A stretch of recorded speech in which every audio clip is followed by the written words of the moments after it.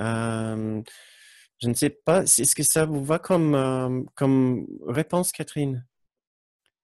Alors, oui, il y a juste un point qui m'interroge, c'est par rapport, alors sans être dans, peut-être dans, comme tu disais, comment dire, dans un truc un peu omnibilant, quoi, où on pense qu'à ça. Euh, Moi, personnellement, je suis végétarienne, mais comment dire, c'est un tout et c'est naturel chez moi. Et en fait, je n'y pense pas. Ça, pour moi, c'est une seconde nature, je dirais. Et Mhm. en fait, par contre, euh, ça, je me dis, mais comment on peut générer autant de souffrance animale parce que la consommation de viande est telle dans le monde que c'est et en plus ça met en danger la planète donc enfin, la vie sur Terre du fait de cette surexploitation parce qu'en fait la consommation de viande a été multipliée par 5 en quelques années, hein. Hmm. Donc voilà, c'est un petit peu cette question-là. Euh, Ça, c'est effectivement, là, on aborde une autre question d'éthique. Au niveau du traitement des animaux, effectivement, on a créé toute une industrie sur l'élevage et l'abattement des animaux. Et très, très souvent, dans des conditions pas humaines. C'est difficile, ça serait très très difficile d'éviter les situations de cruauté dans ce monde. Nous devons tout faire de notre possible pour devenir conscients de ces zones de cruauté dans notre comportement de notre société et d'essayer d'y- de trouver une remède. C'est une expression, bien sûr, ces différents comportements cruels sont des expressions, bien sûr, d'un mal-être profond à l'homme, dans l'homme. Les,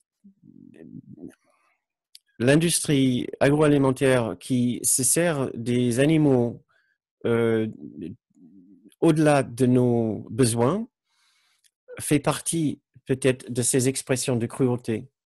Et comme d'autres euh, comme d'autres comportements que nous démontrons en tant que société.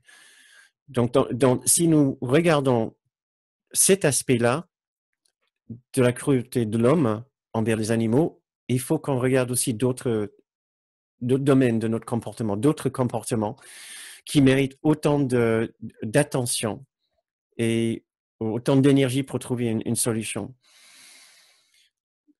Notre traitement des animaux est juste l'un de ces comportements.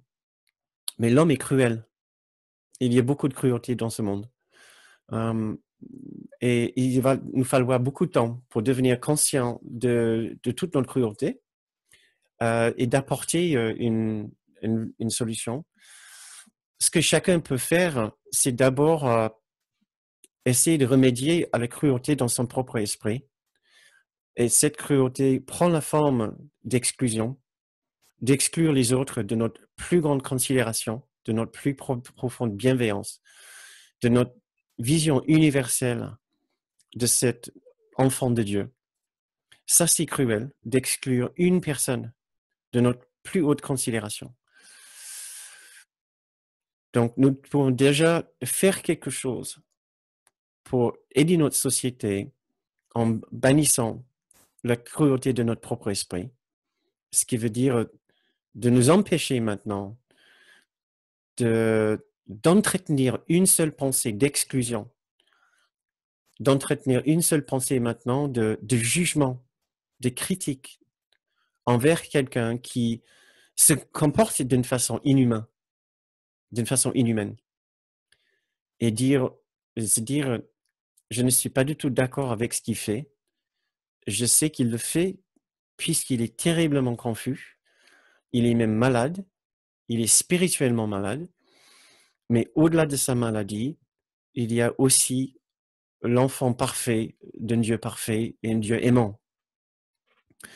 Et c'est comme ça que peut-être nous pouvons ajouter notre petite pierre à l'édifice.